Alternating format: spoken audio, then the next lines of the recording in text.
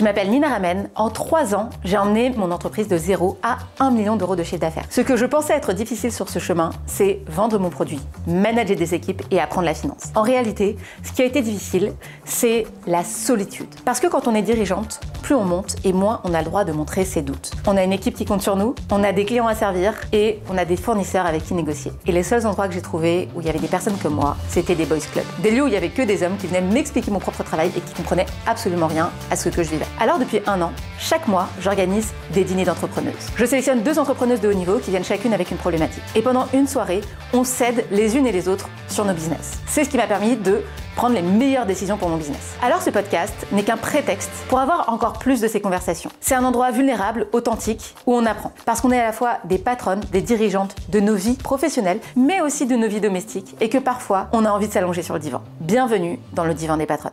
Sarah est graphiste indépendante. Il y a 2 mois, elle a finalisé le branding complet pour une cliente. Logo, charte graphique, template, tout était validé. Mais aujourd'hui, elle regarde son compte pro. 3 000 € manquent à l'appel. Elle fouille ses emails, sauf que la facture est bien partie. Alors elle relance. 1 fois, 2 fois, rien. Elle appelle, boîte vocale. Donc elle commence à stresser. Ses charges tombent, ses prestataires attendent pour être payés. Et elle a plus de solution. Ce matin-là, Sarah appelle sa banque, Hello Bank Pro. Le conseiller la met immédiatement en lien avec l'assistance juridique incluse dans son offre. En quelques heures, elle obtient une action concrète et une mise en demeure est envoyée. 3 jours plus tard, son paiement arrive. Et c'est pour ça que j'ai choisi Hello Bank Pro comme partenaire de cette saison. C'est une banque qui connaît la valeur des entrepreneuses qu'elle accompagne et qui les aide à se protéger. J'ai toujours voulu que sur ce divan, on parle d'entrepreneuriat, de business, mais pas seulement. Parce que dire aux femmes qu'elles peuvent réussir sans jamais parler de ce qui se joue dans l'intime, c'est ne traiter que 1% du problème. Les vrais déséquilibres, ceux qui nous freinent, qui nous épuisent, ils ne naissent pas dans nos tableaux Excel. Ils prennent racine dans nos maisons, dans nos relations et aussi dans nos lits. Et c'est sans doute là le plus gros tabou. On parle parfois du partage des tâches domestiques, mais rarement de la charge de la sexualité, des risques qu'on prend et de ce que ça implique d'être une femme et de relationner avec des hommes. Parce que dans l'intimité aussi, les rapports de pouvoir sont omniprésents.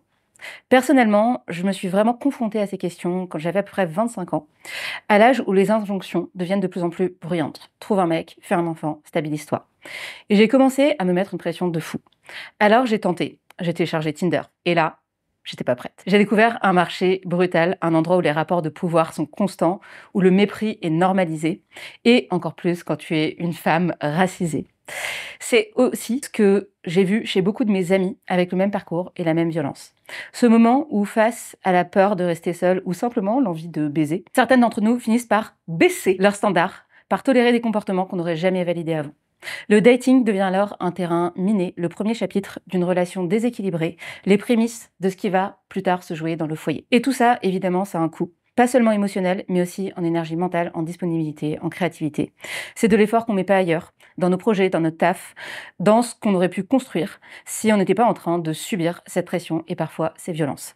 Alors aujourd'hui, on va parler de dating, d'amour et de sexe. On va parler de ce que ça révèle de nos rapports de pouvoir, de nos rapports à nous-mêmes et de ce qu'on sacrifie pour rentrer dans les cases. La case du couple, la case de la femme désirable, la case de la meuf qui réussit tout, y compris sa vie privée. Et pour en parler, j'ai invité une des personnes dont j'aurais adoré suivre le compte il y a 5 ans, parce que si je l'avais lu plus tôt, je suis certaine que j'aurais beaucoup moins minimisé tout ce que je vivais alors. Elle a commencé en racontant ses histoires de cul sur Twitter sous le nom de Miss Undergirl, une mauvaise fille, à une communauté qui rassemble aujourd'hui plus de 65 000 abonnés. Elle a ensuite été approchée par Spotify et Nouvelles Écoutes pour lancer un podcast qui s'appelle Hotline, où elle parle de féminisme, de sexe sans filtre, de consentement, d'orgasme, de polyamour, d'abstinence, de première fois, de violence symbolique. Et aujourd'hui, Naya Ali, tu publies ton premier livre, Vous ne baiserez pas. Tu y racontes ton retour d'expérience dans le dating, tu démontes l'idéologie masculiniste selon laquelle, quand on est une femme, ce serait facile d'avoir du sexe et des relations, alors qu'en réalité, le coût d'un mauvais date pour un homme, c'est du mauvais sexe, alors que le coût d'un mauvais date pour une femme, c'est le viol, voire la mort. Naya déconstruit nos rapports au dating, au sexe, à l'intime, et c'est ce qu'on va creuser ensemble. Naya Ali, merci d'avoir accepté mon invitation sur le divan. Bonjour Nina, je suis vraiment heureuse d'être là. Merci de m'avoir invitée. Waouh, quel portrait, j'adore. Ouais,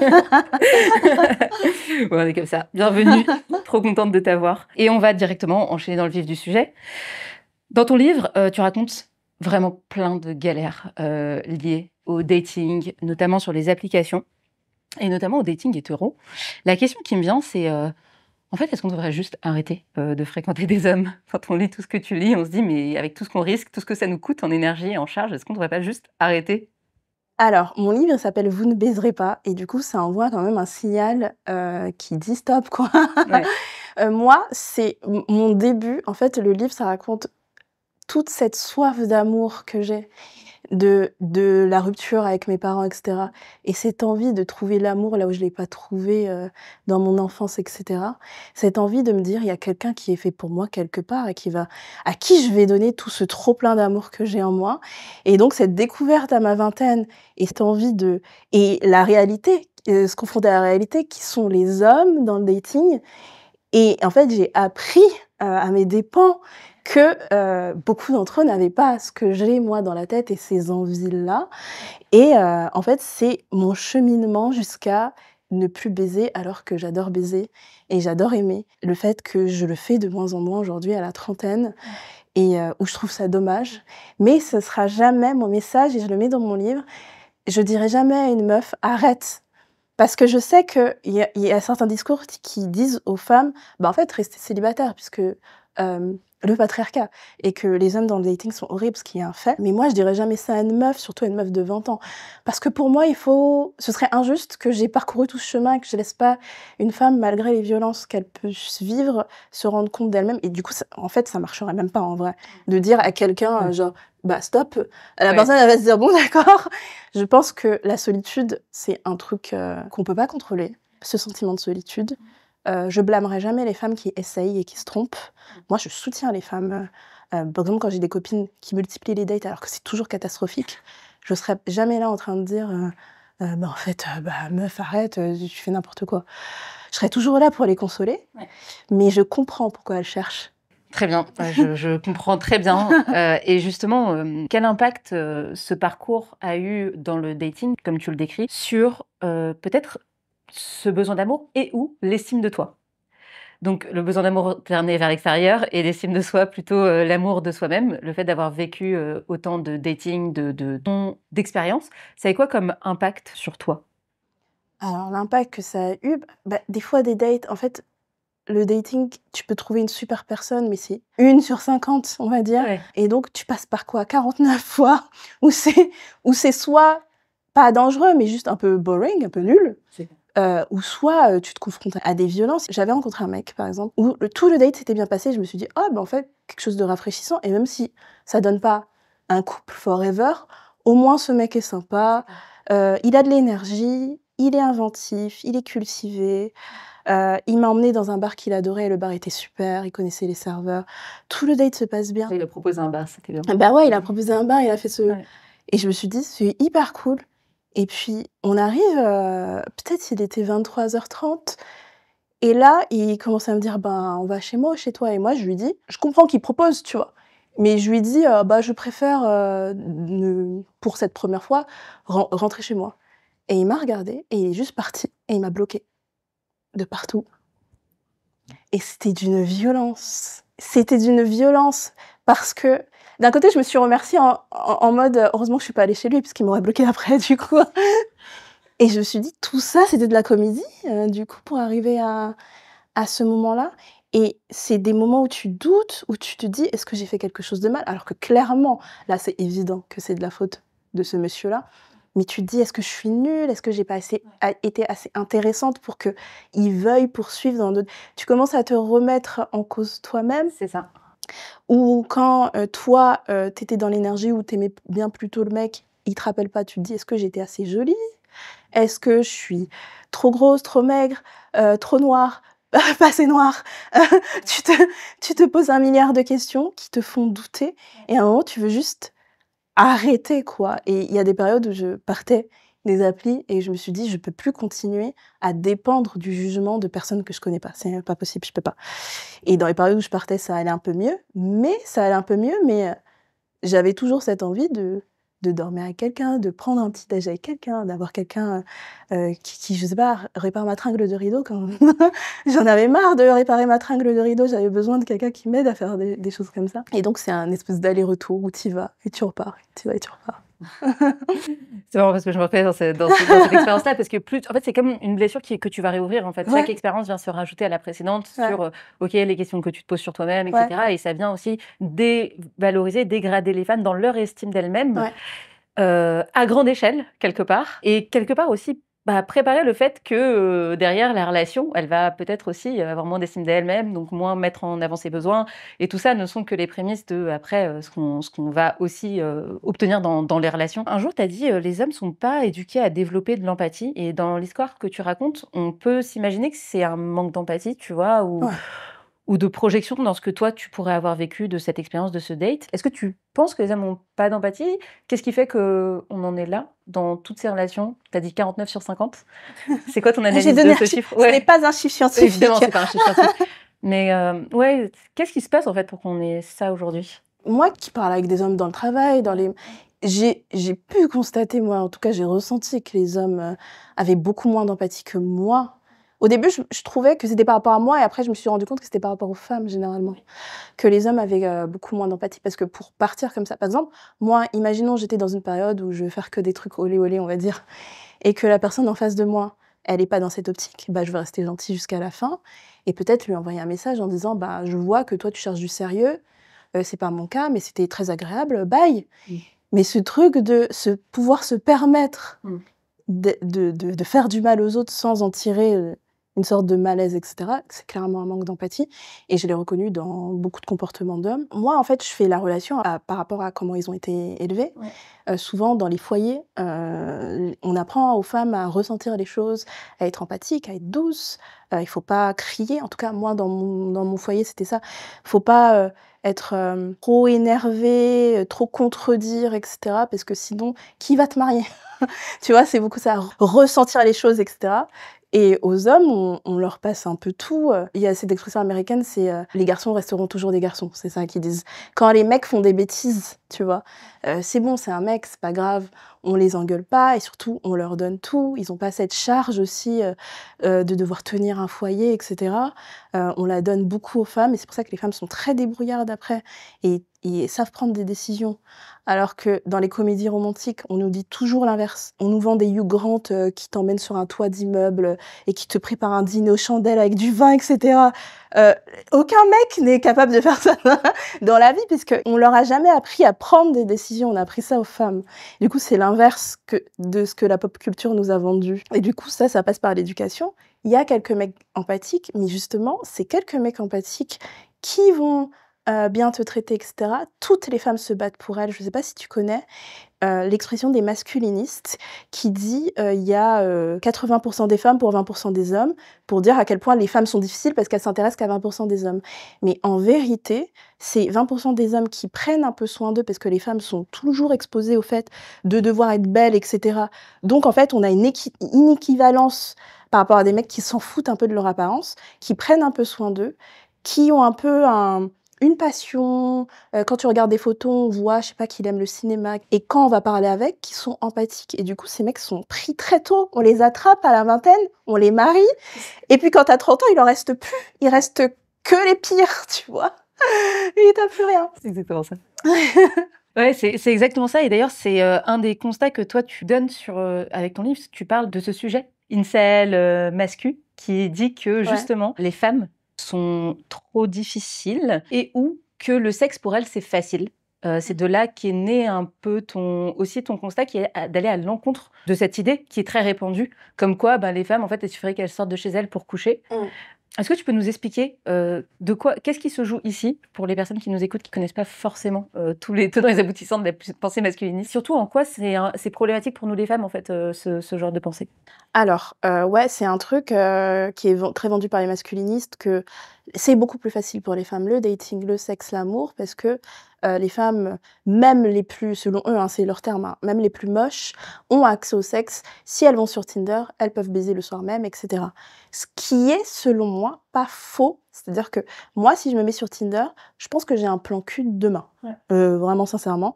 Parce que ce fameux truc les femmes sont faciles, c'est pas vrai, c'est les hommes qui sont faciles. Tu demandes à un mec, tu veux baiser avec moi, il dit oui. Je ne sais pas d'où vient cette expression, les femmes sont faciles. Il n'y a rien de plus facile qu'un homme. Bref, du coup, donc c'est extrêmement possible, mais à quel prix? C'est ça que je dis dans mon livre. C'est-à-dire que oui, je vais avoir un mec, mais un mec qui va mal me traiter, qui va avoir aucune empathie avec moi, ou au pire, qui va être violent dans le pire des cas, soit psychologiquement, soit physiquement. Donc ça, c'est le sexe. En termes d'amour, tu peux sortir avec un mec, mais avant, il faudra tester 10 mecs qui en fait juste couchent avec toi et s'en vont. L'accès à l'amour, je trouve que c'est pas plus facile pour une femme.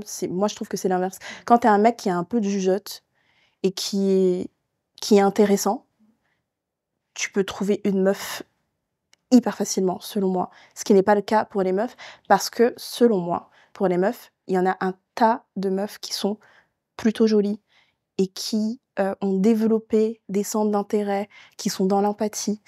Donc, les hommes ont vraiment le choix, alors que les femmes n'ont pas le choix.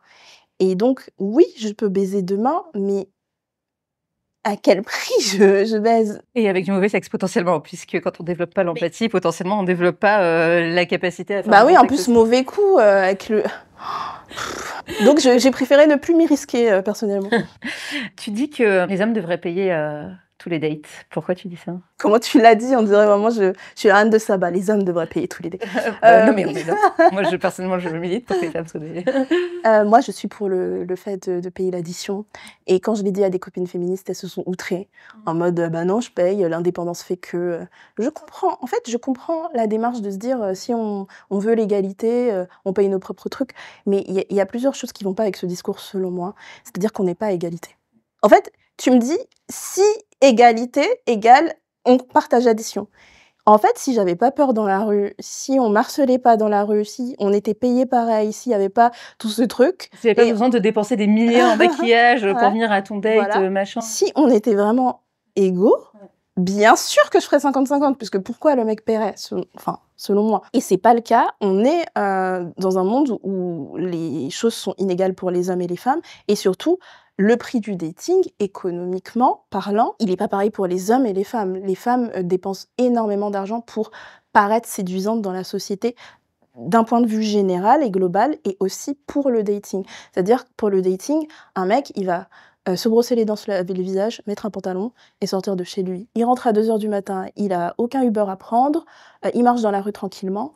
Moi, je sais que si ça se passe bien, je prends une voiture, je la paye, je m'épile parce que du coup, il y a des mecs qui vont me sortir, mais moi, je m'en fous d'une fille pas épilée, mais la société s'en fout pas que je sois pas épilée. Donc, je vais m'épiler. La plupart des meufs s'épilent les jambes ou si elles pensent qu'elles vont aller jusqu'au bout, le maillot, etc. Donc, il y a cette charge, il y a le maquillage, il y a tout ça à prendre en compte. Et en plus de ça, je devrais faire 50-50, c'est comme si moi, je donnais de l'argent au mec. Et du coup, en fait, moi, j'aime maintenant un mec qui va dire, ben, franchement, laisse-moi payer l'addition, je trouve ça sexe. Je trouve ça, déjà c'est sexy, déjà. J'en aime, déjà. Je trouve ça sexy, je trouve aussi, il y en a qui étaient, c'est très peu, hein, mais de mecs, du coup, moi, je suis de gauche et féministe, qui vont comprendre ça, parce qu'ils sont davantage dans ce truc d'égalité 50-50. Et du coup, il y en a très peu, mais il y en a eu qui me disaient, bah non, je trouve ça normal de payer. Et eux, je les attrape, je les mets dans ma main. Dans le Pokédex. Il y a une question que tu poses souvent au premier date et ou aux premières interactions sur les applis de rencontre. C'est est-ce que tu es féministe ou est-ce que tu te définis comme étant féministe? Tu poses cette question aux hommes en face de toi. Pourquoi tu poses cette question? Qu'est-ce qu'elle veut dire pour toi? Alors, il y a des années, j'avais parlé de ça. Et les gens avaient grave rigolé. Et j'en ai parlé dans Hotline aussi, où je demandais qu'est-ce que tu penses du féminisme dans les applis. Je le demandais sur les applis de rencontre et je trouvais les réponses hyper intéressantes à chaque fois. C'était quoi les réponses que tu pouvais obtenir? Il y avait très peu quand même de mecs qui disaient « je pense que féministes sont des connasses » et me bloquaient. Franchement, c'était une minorité, hein, on va dire, mais il y en avait quelques-uns. Et il y en avait qui répondaient en pensant... me dire un truc de ouf, mais j'ai 3 sœurs, tu vois. Tu vois, ça c'est un truc qui revenait et j'étais là, ok. Je suis féministe et j'ai été éduquée par une mère, ouais, voilà. par ma mère. J'ai 3 sœurs, donc j'aime les femmes. Ouais, il y a eu beaucoup de ça, mais la réponse la plus donnée, c'est oui pour le féminisme, mais pas le féminisme extrémiste. C'était, je pense, la plupart des réponses. Et du coup, moi, j'allais plus loin en demandant qu'est-ce de quoi tu parles, puisque pour moi, j'avais pas de vision de qu'est-ce que peut être une féministe extrémiste à part moi-même. Donc, je lui demandais, et il disait oui, des femmes qui sortent dans les rues pour faire des manifs. Et j'ai eu ça comme réponse, j'étais OK. Des meufs qui vont crier sur les réseaux sociaux. C'était un peu moi qui décrivais au final. Ou des meufs qui pensent que all men. Voilà. Parce que pas tous les hommes. Et donc, je comprenais un peu le fait qu'ils veuillent que je sois féministe, mais pas féministe à leur sujet. Eux, ils sont exceptionnels. Les autres hommes, oui, il y en a, mais lui, il est très bien. Oui. Et donc, moi, je suis en incapacité de fréquenter un homme qui n'est pas capable de se dire j'ai fait partie du problème, j'ai fait des erreurs, moi aussi, je suis capable d'avoir des biais sexistes, d'avoir des biais racistes, par exemple, s'il s'agit d'un mec blanc, de se remettre en question sur ces sujets-là. Je pense que c'est pas la peine d'être avec moi, quoi. Ouais, justement, est-ce que tu t'es posé la question de savoir si tu faisais ce travail pédagogique? Ou est-ce que y a eu ce moment-là où tu t'es dit, même s'il fait une réponse qui n'est pas totalement OK, je vais faire l'effort, moi, de lui expliquer pourquoi il fait partie du problème? Ou est-ce que tu t'es dit radicalement, ça dégage? Quand j'avais la vingtaine, je le faisais beaucoup. Ouais. Quand j'avais 20 ans, je le faisais beaucoup, ça, des explications, etc. J'ai vu que ça servait... Enfin, que ça servait, parce qu'il y avait des hommes qui étaient prêts à l'entendre et qui étaient très compréhensifs de ce que je disais. La plupart, non. Et en fait, j'étais fatiguée. Et en fait, il y a toujours une femme qui forme un homme et il la quitte et il se met avec une autre meuf. Et j'ai envie d'être cette autre meuf. Formez les hommes avant qu'ils viennent à moi, s'il vous plaît. Je veux être la meuf d'après. Maintenant, s'il n'y a pas un mec formé déjà sur ces questions, je suis trop vieille pour faire ce travail. Et ils sont trop vieux pour ne pas avoir compris, surtout à mon âge. Parce que quand on avait 24 ans, c'est normal que toi-même, en tant qu'homme, tu te formais à ces questions. Je trouvais ça basique. Ouais. Mais à mon âge, que tu sois pas encore formé, c'est que ça n'a pas marché précédemment. C'est clair. C'est que tu n'as pas assez d'ouverture d'esprit pour le faire. Je ne sais pas si toi tu formes, si tu as formé aussi, si tu as été dans mon cas. Derrière, il y a une phrase que j'aime bien qui dit « Derrière chaque homme féministe, il y a une femme fatiguée ». C'est-à-dire, en fait, tout ce travail d'éducation, j'en profite pour présenter le pot de la vulnérabilité avec des boules qui représentent ta vulnérabilité. Ce que ça te coûte de dire ça, tu peux les mettre à chaque fois que tu dis « Ah, ça me coûte un peu ».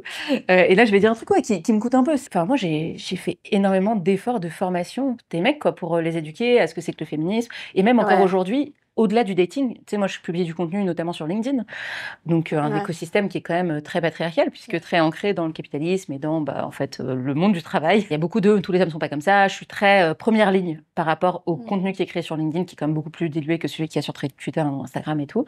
Et je vois, donc je vais plutôt comparer ça à ça, beaucoup d'hommes me dire oui, mais tous les hommes sont pas comme ça, venir en commentaire, etc. Et donc moi, je me vois moi-même dépenser de l'énergie à essayer d'éduquer. Et du coup, je vais mettre mes deux boules de vulnérabilité parce que quelque part, en fait, je pense que ça m'a cramé. Je pense que ça a créé limite le burn-out féministe, tu vois, au point que aujourd'hui, je me protège totalement. J'ai un écran totalement, j'ai une community manager qui supprime les commentaires, etc. avant que moi je les vois.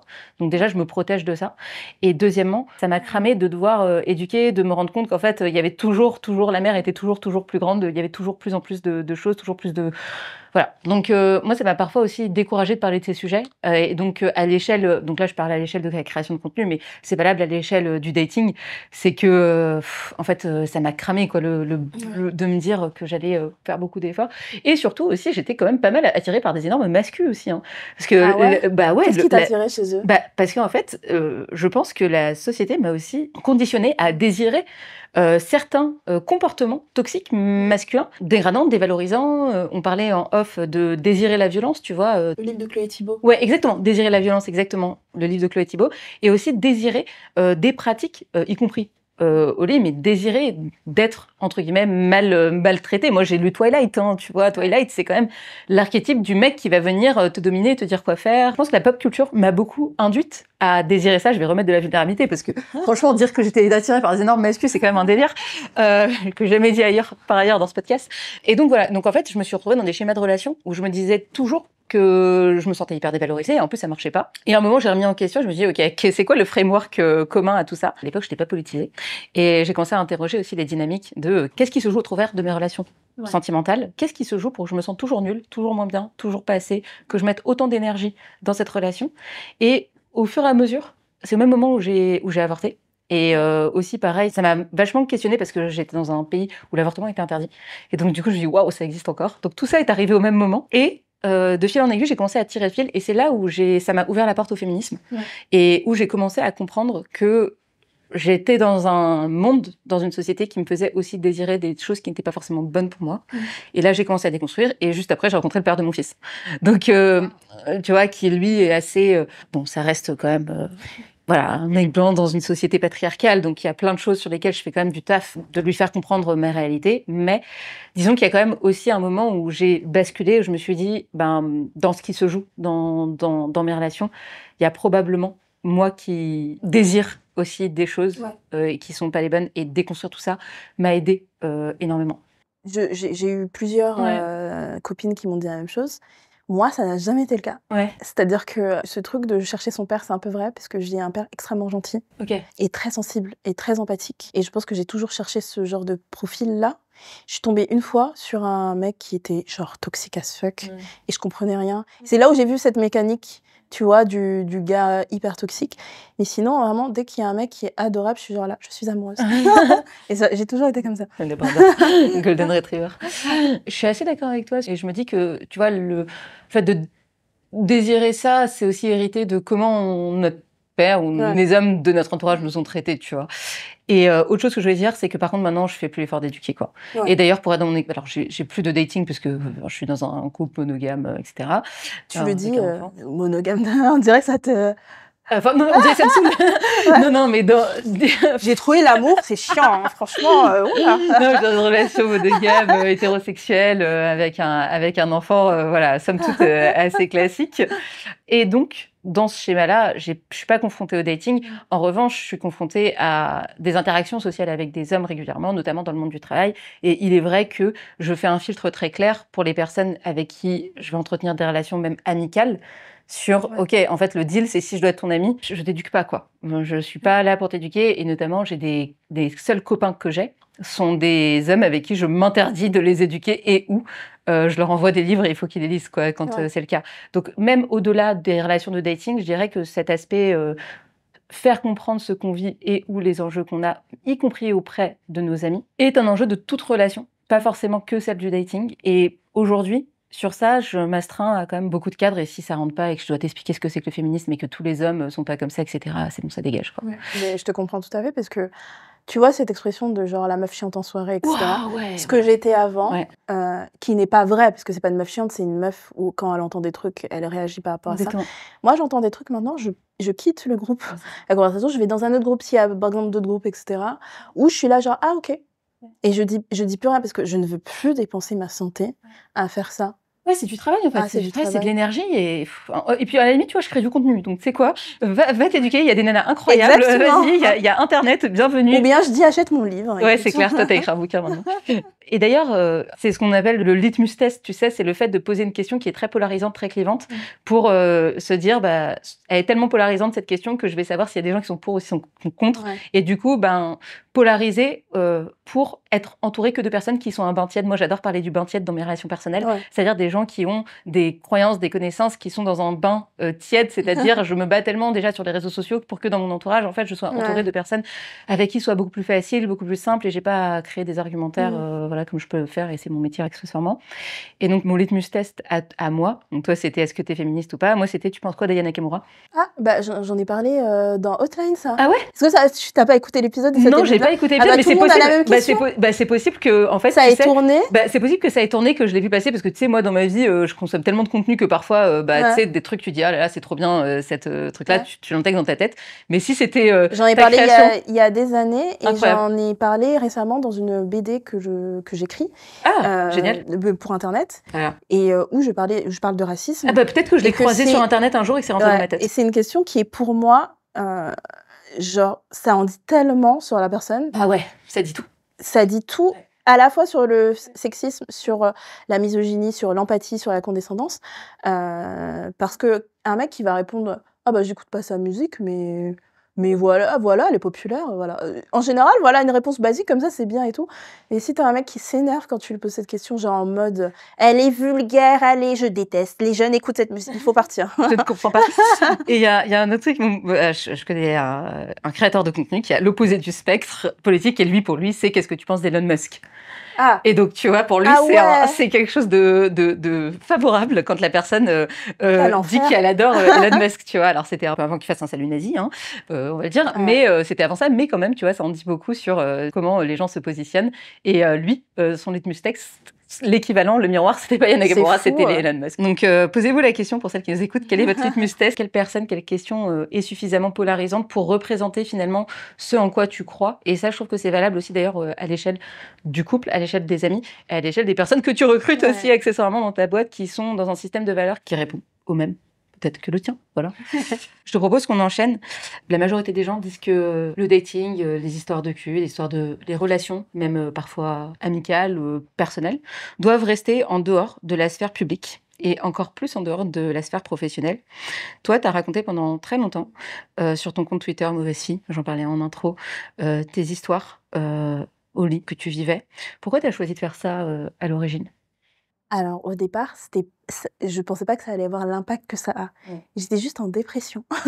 J'étais en dépression et je parle à personne.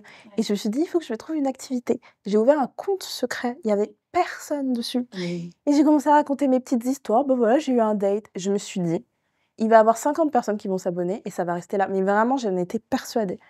Et puis, j'ai posté un premier thread, ce qu'ils appellent un thread. Du coup, c'est plusieurs tweets qui s'enchaînent pour créer une histoire. Et je vois que j'ai genre 100, 200, 1000 personnes. Et je suis là, quoi? Que se passe-t-il? Et en fait, les gens adoraient que je raconte, surtout les meufs adoraient parce que je pense qu'il y a pas de voix et je comprends pourquoi les gens veulent pas raconter leur vie personnelle, hein, franchement. Mais du coup, comme personne raconte sa vie personnelle, on a tendance à se dire: «On est toute seule à vivre ces choses dans le dating». Il y a personne qui nous raconte que: «Ah bah, moi aussi j'ai vécu ça, moi aussi il y a un mec qui a fait ci, qui a fait ça». Et en fin de compte, j'ai créé Mauvaise Fille, parce qu'en fait, tout le monde pensait que c'est parce que ça faisait un peu bad bitch et cetera. Mais finalement, c'est juste une meuf qui cherche l'amour et en fait, les gens ont pensé que c'était dans ce sens-là, Mauvaise Fille. Mais en vrai, Mauvaise Fille, c'était la mauvaise fille, pas la bonne. Et c'était ça. Mais j'adorais jouer sur le double jeu, surtout que j'ai mis Caraba la sorcière Ouais. en image, donc ça faisait très meuf badass qui date et tout. Et donc, je voyais des mecs, et cetera. Et au final, je raconte des trucs de cul qui sont rigolos, mais en fait, c'est une quête de l'amour. C'était un espèce de journal intime de ma quête, beaucoup au début, un peu moins, un moment, parce que Twitter est devenu de pire en pire.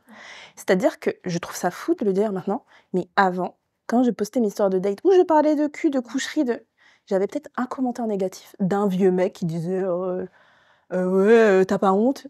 Et tout le reste était c'est trop bien et tout machin. Vraiment, plus le temps est passé, et là j'ai essayé de faire un comeback il y a 6 mois, on va Parce que dire. tu avais arrêté en fait. Ouais, j'avais arrêté pendant des années. Je suis revenue il y a 6 mois. Trade encore partagé et tout, j'étais entêtée et tout. Sauf que 90% des commentaires, c'était des insultes. Et là, je me suis dit, je ne peux plus faire ce que je faisais avant, malheureusement. J'ai laissé cette page pour que les gens puissent lire mes trades, et cetera. Mais je peux plus pour ma santé mentale et aussi pour le bien de mes abonnés, parce que mes abonnés, elles aiment bien lire des histoires et il y a que des insultes, donc c'est pas hyper cool. Comme à un moment, je m'étais mise en privé, mais c'était pas pareil. Et du coup, je me suis dit, c'est dommage parce que moi, j'adorerais encore raconter des histoires sur Twitter, mais je ne peux plus le faire. Tu penses qu'il se passerait quoi si on faisait tout ça? À quoi ressemblerait la société? Qu'est-ce que ça changerait au monde? Je pense pas. Parce que je sais que Clarisse, Clarification sur Twitter, qui était, chroniqueuse dans Hotline, le podcast que je présentais, aussi le faisait et elle s'était fait beaucoup harceler et aussi elle était partie. En fait, avant, il y avait quand même plusieurs comptes de meufs qui racontaient des histoires d'amour, de date, et ça s'est fait de moins en moins. Mais je pense que, en fait, s'il y a cette montée de meufs qui racontent, parce que maintenant il y en a sur TikTok. Maintenant, tout a été déplacé sur TikTok, je trouve. Ce qu'elle s'appelle des story time. C'est des meufs qui racontent leur date et tout. Même des Américaines qui sont très connues pour faire des vidéos où elles partent en date et elles documentent ça. Il y a vraiment une tendance de ça. Mais avec cette montée des dates dans un certain angle féministe, en mode j'aimerais bien trouver un mec déconstruit, tout ça. Ouais. De l'autre côté, il y a la masculiniste qui monte. Ouais. Du coup, en fait, rien ne change. C'est pas comme si nous, on montait et du coup, on écrasait l'autre partie. C'est-à-dire que les deux montent à équivalence et que, en fait, les femmes continuent à se faire insulter quoi qu'elles fassent, tu vois. Et ça te décourage, toi, dans ta création de contenu?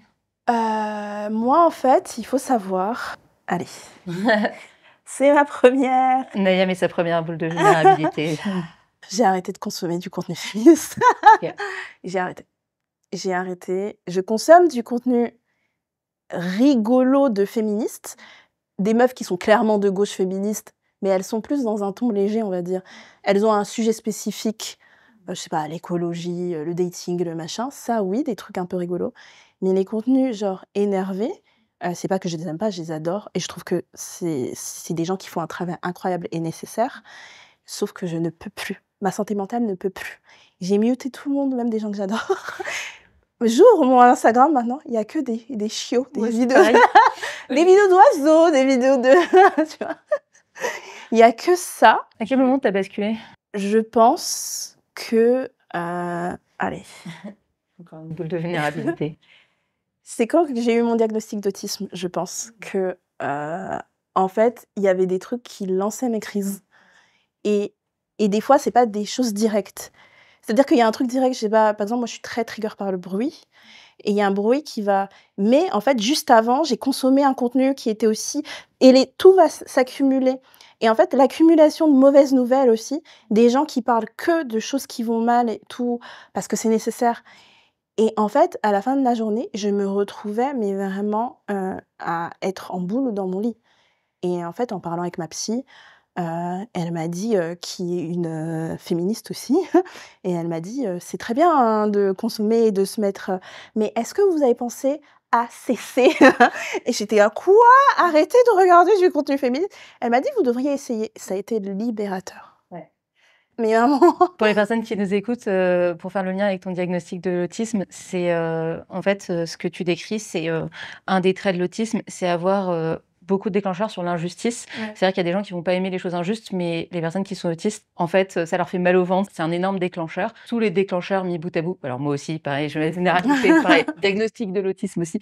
Team autiste. Et en fait, une des choses qui se passe pour les personnes qui ne connaissent pas l'autisme et qui voient ça comme Sheldon dans Big Bang Theory ou Rain Man, tu vois, qui sont pas du tout des représentations réalistes de la diversité et du spectre, justement. Une des choses, c'est le déclencheur d'avoir des choses qui sont injustes, qui sont pas normales. Ça va te faire bouillir quand tu vas voir des personnes qui vont, même dans la rue, avoir des injustices, ça va te faire péter des câbles, au même titre que ça peut te faire péter un câble juste de sentir une odeur où tu te sens pas bien, un bruit, voilà. Donc il y a plusieurs, ça c'est ce qu'on appelle des déclencheurs.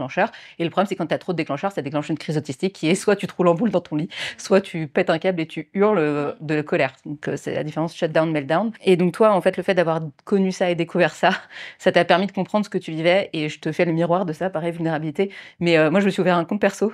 Et s'il y a des chats, il y a des chats, des gens qui écrivent sur des carnets, parce que j'adore les carnets. Et pareil, ça m'a fait du bien aussi de comprendre que se couper des déclencheurs, et ça faisait pas non plus de toi et de nous des mauvaises, entre guillemets, féministes, en fait. Tu vois, il y a aussi ce truc-là de jugement de comment ça, ne plus consommer de contenu féministe. Bah ouais, mais en fait, c'est pas la seule voie pour avancer et réfléchionner là-dessus, tu vois. Mais aussi, ça occupait énormément d'espace dans mon cerveau, et beaucoup moins pour d'autres choses. Et même, je vais aller plus loin. Dis donc, Naya. Je suis bisexuelle, Ouais. et du coup, les apps sont aussi ouvertes aux femmes. Ouais. Et moi, j'aimerais beaucoup dater une femme, et du coup, il y a même tout un chapitre dans mon livre sur mon ex qui est une femme. Et en fait, sur les réseaux, surtout sur OkCupid, qui est, on va dire, l'appli la plus politisée. On va dire, il y a plus de personnes politisées. Et je tombe des fois sur des meufs, je me dis, ah cool, je la trouve mignonne, etc. Et son contenu, ça va être que du militantisme. C'est elle en manif, elle qui dit, qu'est-ce que je fais le matin? Et par exemple, tu sais, t'as des questions, genre des questions où tu dois répondre, tu vois. Genre, que fais-tu le matin et tout? Elle va dire, je me lève et je pense à la prochaine manif, etc. Et je suis là, genre, go girl, mais on va pas être en couple. Parce que je suis à un stade de ma vie où je resterai politisée toute ma vie et de gauche toute ma vie, ça sera toujours une essence de moi-même, mais à un stade de ma vie où je peux pas être avec quelqu'un qui parle de ça H24. J'arriverai pas psychologiquement. Et donc, ça m'empêche d'avoir des flirts avec des meufs badass, mais écoute. Ouais, c'est hyper intéressant. Ça me parle beaucoup. Merci de partager ça, parce que je me reconnais beaucoup, et aussi dans cette idée d'être première ligne et de consommer du première ligne et d'être première ligne. Et je pense dans l'image de soi qu'on peut se donner, comme peut-être quand tu as commencé créatrice de contenu, en tout cas moi c'était mon cas, je commençais très première ligne, et puis en fait au fur et à mesure du temps, moi aussi, je me sens pour autant intérieurement me dépolitiser, mais aussi où je modère où est-ce que je vais au front et où est-ce que je vais pas. Et en fait, je vais de moins en moins au front. Par contre, je forme des meufs pour pour qu'elles prennent la parole sur les réseaux sociaux et j'essaie de leur créer un cadre safe pour en fait traiter tout ce que ça peut impliquer en termes de santé mentale. Mais ouais, c'est aussi ce sujet-là qui m'a traversé en ce moment et ça me parle beaucoup ce que tu dis. Donc Mais merci pour aussi, ça. au-delà Ouais, de ça, je trouve ça injuste. Dans le sens où moi, je suis une meuf noire. Et dans la vie, je reçois énormément de choses tout le temps, du racisme, de la misogynie, etc. Et c'est un quotidien dans ma vie.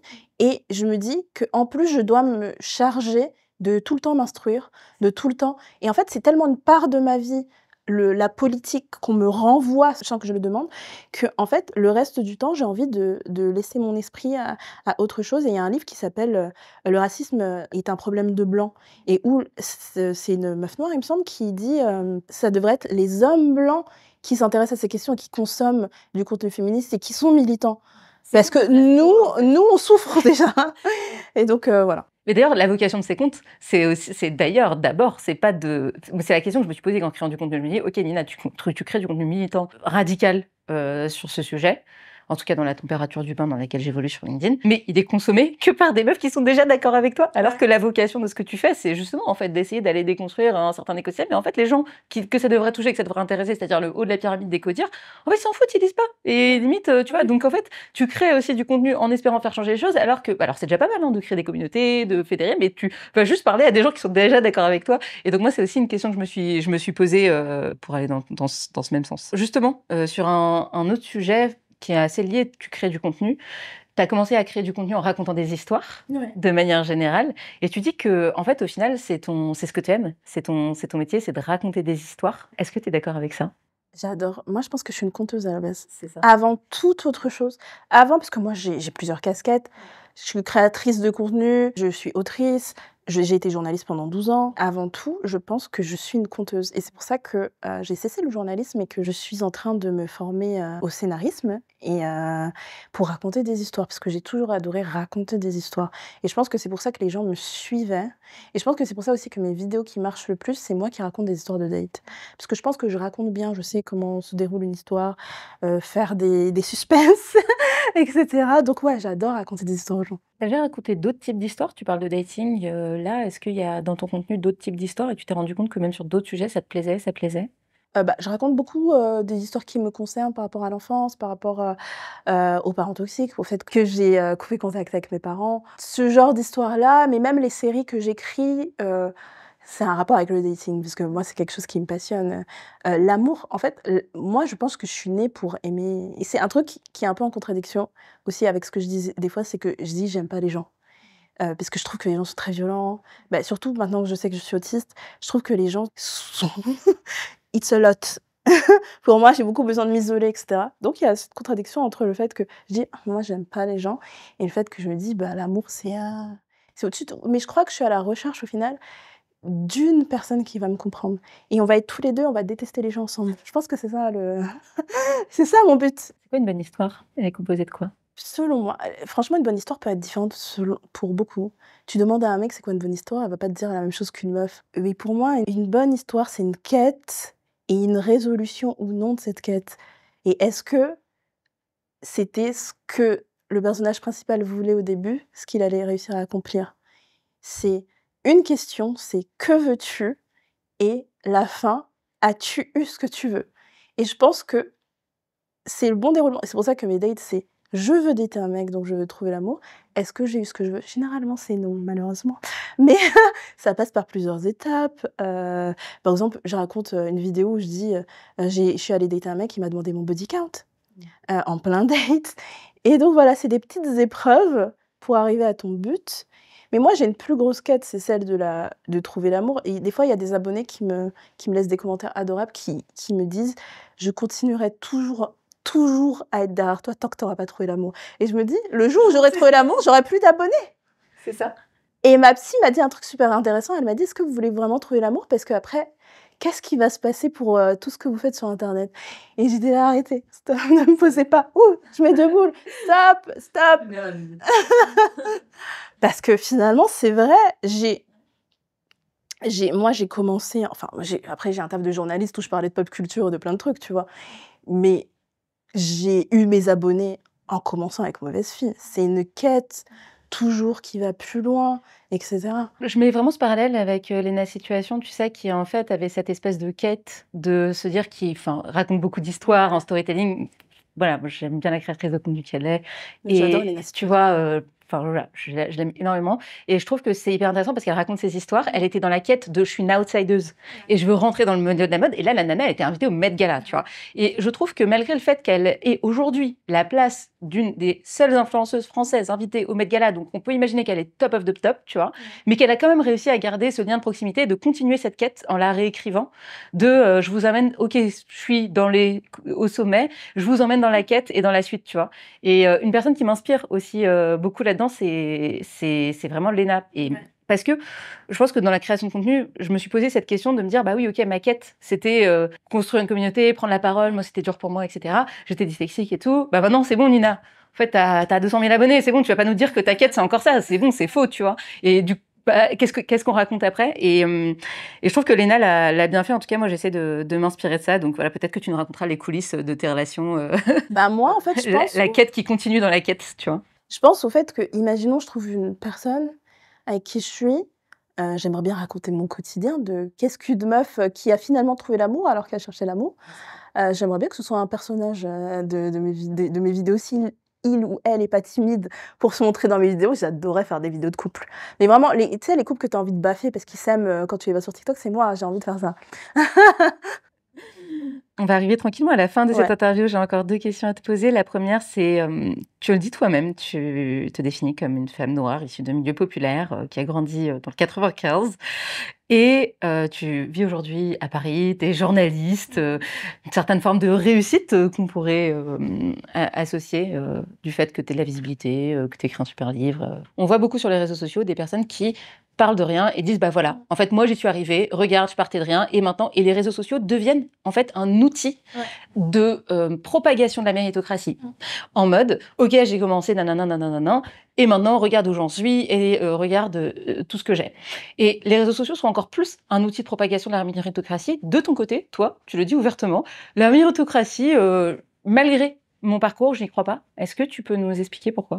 Ouais, je n'y crois pas parce que, tu sais, t'as la phrase quand on veut, on peut, qui est vraiment la phrase des gens qui croient en la méritocratie, sauf que c'est faux. Et en fait, moi, je suis un peu le symbole que la méritocratie existe. Du coup, ça va un peu à contre-discours de tout ça. Mais au final, je donne un exemple dans mon livre et je dis que, en fait, à un moment, je cherchais un appart et je gagnais 3 fois le montant. Du coup, j'étais contente. Mais en fait, j'ai grandi dans une famille avec des parents immigrés qui ont essayé de me contrôler, de machin. Et du coup, j'ai dû couper contact avec eux. Et même si encore j'avais mes parents, eux ne gagnent pas 3 fois le montant du loyer. Donc moi, en tant que personne, à ce moment, j'avais un bon taf. J'étais journaliste bien placée, etc. Je pouvais me le payer. Mais en fait, la plupart des apparts, on me disait non. Déjà, parce qu'il y avait des racistes. J'ai jamais été confrontée à autant de racistes que dans ma recherche d'appartement. Ouais. C'était vraiment un délire. Déjà, il y a ça. Et en plus, on me disait, mais vous n'avez pas de garant. Et je disais, ouais, mais j'ai pas de parents. Ils me disaient, bah, bye. Et en fait, je me suis dit, peu importe si t'hérites pas, si t'as pas des parents bourgeois, etc., tu restes toujours cette fille qui vient de banlieue, qui peut pas réussir. Et surtout, ceux qui sont riches aujourd'hui, la plupart, je sais plus c'est quoi le pourcentage, mais c'est des gens qui ont hérité, c'est des gens qui viennent de grandes familles. Et le pourcentage, ça doit être 2% de personnes riches aujourd'hui qui sont issues de milieux pauvres, etc. Et qui ont réussi grâce à eux-mêmes. Mais je pense que les bourgeois, moi qui ai évolué dans des rédactions où il y avait des bourgeois, détestent qu'on leur dise qu'ils sont bourgeois. Ils veulent pas. Ils disent, mais tu sais, moi, la porte où j'ai grandi, il faisait que 100 mètres carrés. Hein. Tu sais, on n'avait que 3 chambres. Hein. Et tu vois, il y avait ce truc où ils détestent ça parce que l'idée de la méritocratie ou qu'ils méritent leur poste, tu vois, il y avait des fils d'eux, il y avait des fils de journalistes. Et clairement, même si tu as passé un entretien, ils me disaient, mais j'ai passé un entretien, tu vois. Et ben oui, tu as passé un entretien et il y en avait qui étaient vraiment extrêmement doués dans leur job où je leur retirais pas leur talent. Mais bien sûr que tu réussis parce que tu viens de ce milieu-là, c'est très rare. Et je pense qu'on vend énormément de schémas méritocrates parce que déjà, ça fait de bonnes histoires. La plupart, moi, je suis très fan d'animés. Je regarde beaucoup d'animés et tous les animés sont basés sur la méritocratie. devenir le meilleur pirate, devenir le meilleur ninja. C'est une quête. Et C'est une quête. La méritocratie fait des bonnes histoires, finalement. C'est toujours des personnages qui sont outsiders, qui viennent de milieux pauvres, etc. et qui finissent par devenir le meilleur et le plus riche. Et du coup, tu as beaucoup de jeunes qui regardent ces histoires-là, qui y croient. Et je pense que, en fait, comme tu vois quelques personnes réussir, tu te dis que ça existe, mais ils ne se rendent pas compte que c'est important. Les influenceurs qui maintenant sont millionnaires alors qu'ils viennent d'une famille extrêmement pauvre, c'est très peu par rapport à la masse qui se lance. Je pense que les gens ne se rendent pas compte le nombre de personnes qui se lancent sur Internet et qui ne réussissent pas. Ouais, en fait, c'est clair. donc voilà, et en plus, moi, je suis pauvre aujourd'hui. Par exemple, j'ai abandonné le journalisme. Aujourd'hui, je vis de ce que mes abonnés me donnent, ce genre de choses-là. J'ai pas d'argent, j'ai décidé de poursuivre mes rêves de scénariste. J'essaye de vendre ma série, tu vois. Au final, par exemple, je sais que si j'avais des parents et une famille riche, je vivrais un peu mieux que ça, que ce que je vis. Ça va, je m'en sors, je meurs pas. Mais, Ouais, c'est clair. mais je sais que je serais dans de meilleures conditions que maintenant, quoi. Et justement, c'est quoi ton rapport avec l'ambition? Alors, je suis quelqu'un de très ambitieuse, mais pas ambitieuse businesswoman. Ouais. Je suis très ambitieuse dans le sens où je veux le meilleur pour moi parce que je me trouve cool. Ah ouais. Tu vois, et moi, je sors avec des mecs de gauche et des mecs de gauche politisés. Et je les aime beaucoup, hein, on est d'accord politiquement. Mais des fois, je lui dis, viens, il y a une suite, il y a un jacuzzi. Et ils sont là, genre, un hôtel dirigé par Bolloré, par Lagardère. En fait, tu vois, et moi, je suis là, genre, on peut pas se faire plaisir, des fois. Tu vois, genre, moi, je veux un peu de luxe dans ma vie. Par exemple, j'étais avec un mec qui était un geek, parce que moi, j'adore les geeks, j'adore les intellos et tout, c'est mon truc. Et on sortait ensemble, et en fait, j'étais toujours mignonne quand on sortait, je mettais des petites robes. J'allais me faire les ongles, et je dépensais genre 60 balles pour me faire les ongles et tout. Et à un moment, lui, bien sûr, avec son t-shirt Mario, il est venu et il m'a dit « Mais je comprends pas pourquoi tu fais tout ça, t'es très belle, hein, mais je comprends pas. » Et en fait, je lui ai dit « Mais en fait, c'est parce que t'es un mec blanc que tu comprends pas. » C'est-à-dire que moi, sur mon dos, j'ai le fait que dès que je m'habille, par exemple en jogging ou en jean, etc., on va tout de suite me dire que je suis négligée. Parce que je suis une meuf noire. Tu sais, t'as le terme fatou, niafou, qui a été popularisé comme insulte par beaucoup de mecs noirs, d'ailleurs, en plus, ce qui est horrible, pour nous insulter quand on n'a pas un certain... On doit en faire 10 fois plus qu'une meuf blanche dans notre apparence, etc. 10 fois plus d'efforts, etc. Parce que sinon, on va se dire, mais d'où elle vient de cité, etc. Donc, je lui dis, toi, tu peux te pointer avec ton jean H&M quelque part, personne ne va rien te dire, mais en fait, moi, il faut que je sois mignonne, tu vois. Et là, il a compris le truc. Mais pour revenir à l'ambition, ouais, je suis ambitieuse, c'est-à-dire que moi, j'ai dit, on m'a toujours fermé des portes, je suis passée par la fenêtre. J'ai un master, moi, et en fait, pour rentrer dans des rédacs, je savais que c'était du piston, etc. Je me suis dit, ok, je veux montrer que je suis intéressante en créant ma chaîne YouTube. Parce qu'en fait, je postulais, on me disait, mais c'est qui elle? On s'en bat les couilles, en fait, de sa vie. Et du coup, j'ai créé une chaîne YouTube où je commençais à parler de racisme, etc. Et il y a mademoiselle qui m'a repérée et qui m'a dit, mais c'est intéressant ce qu'elle dit. En plus, personne parle de racisme chez nous. Allez, hop, je suis rentrée dans la première rédac, tu vois. Et en fait, je suis toujours passée par un autre chemin plutôt que le chemin où je savais que la porte était fermée, tu vois. Parce que je viens d'une famille pauvre, et du coup, j'ai détourné tous les trucs pour pouvoir bosser dans des rédacs. J'ai bossé à Combini et tout. Et du coup, j'ai toujours voulu ça pour moi. Et aujourd'hui, j'ai arrêté d'être journaliste et je veux devenir scénariste. Et c'est extrêmement dur. C'est-à-dire que même il y a des scénaristes qui sont posés là depuis longtemps, qui n'ont même pas sorti leur premier film et tout. C'est encore plus décourageant que le journalisme. Mais je suis persuadée que je vais y arriver. C'est un truc, je me lève et je sais que je vais le faire. Parce que je veux passer par la fenêtre. Et ça, c'est un truc que j'aime chez moi. C'est le fait que, des fois, j'ai des moments de découragement. Et en fait, si vous vous découragez, c'est normal. Des fois, être faible, être vulnérable, se dire « je suis qu'une merde, je vais jamais réussir », c'est normal dans le processus, mais je le sais. Et ça, c'est trop bien. Merci. On va pouvoir arrêter cette interview sur quelque chose d'incroyable que tu as dit. Merci à toi, c'était trop cool. Ce que tu as dit. J'ai adoré. J'offre un cadeau que je n'ai pas dans les mains puisque je l'ai oublié dans la pièce à côté. Chaque invité, j'offre un objet qui me tient particulièrement à cœur puisque c'est l'objet avec lequel je commence ma journée. Je commence par y mettre 3 pages des pensées qui me traversent l'esprit, qu'elles soient bonnes ou mauvaises. J'écoute mes pensées. C'est très dur pour moi d'écouter mes pensées, donc je les écoute au travers de cet objet-là. Ensuite, c'est un objet qui me sert à organiser ma journée parfois je mets des to-do, parfois voilà, je mets aussi mes checklists. Et à la fin de la journée, c'est aussi un objet qui me permet de faire des rétrospectives de ce dont je suis fière, ce que j'ambitionne pour moi-même. Et cet objet me tient énormément à cœur, puisqu'en plus, il est déconnecté des réseaux sociaux, qui sont des espaces sur lesquels on ne maîtrise pas forcément tout ce qui nous arrive. On a des algorithmes, des choses qui viennent nous percuter aussi. Et cet objet, c'est un carnet. Donc, dès qu'on va sortir de cette pièce, puisque je ne l'ai pas sur moi, je t'offrirai l'objet que j'offre à chacune de mes invitées. C'est un carnet et j'espère qu'il pourra t'accompagner, que ce soit dans des élans créatifs, puisque je m'en sers aussi personnellement pour dessiner, écrire, voilà, des choses qui ne sont pas du tout productives, ou pour des élans productifs d'organisation, si jamais tu en as envie. Et je serai heureuse de te l'offrir. Pour clôturer cet épisode, Naya, un énorme merci d'être venue. C'était incroyable. Où est-ce qu'on peut te retrouver? Vous pouvez me retrouver sur Instagram, Twitter, même si je ne poste plus grand-chose, et TikTok avec @missundergirl. On peut aller acheter ton livre. Vous pouvez aller acheter mon livre qui s'appelle Vous ne baiserez pas de Naya Ali. Et voilà, donc c'est pour suivre mon actu.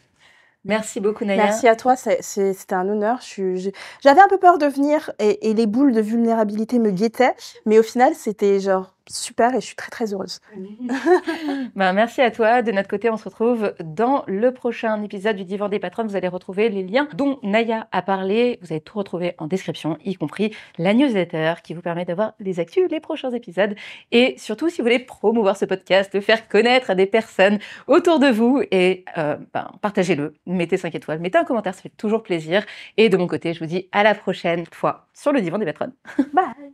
Salut. Si tu as aimé cet épisode du Divan des Patronnes, il y a 2 choses très importantes que tu peux faire. Abonne-toi à la newsletter pour avoir les bonus de chaque épisode, accéder à la communauté du Divan des Patronnes et être informé des prochaines sorties. Le lien est en description. La deuxième chose que tu peux faire si tu veux vraiment m'aider dans le lancement de ce projet, c'est de laisser 5 étoiles sur la plateforme de ton choix et surtout de me dire ce que tu as aimé dans l'épisode. C'est ce qui me permet de te proposer le meilleur contenu à chaque fois. Et quand j'ai un petit coup de mou, je relis ces commentaires pour me donner de la force. Alors, merci pour ton écoute et à très vite.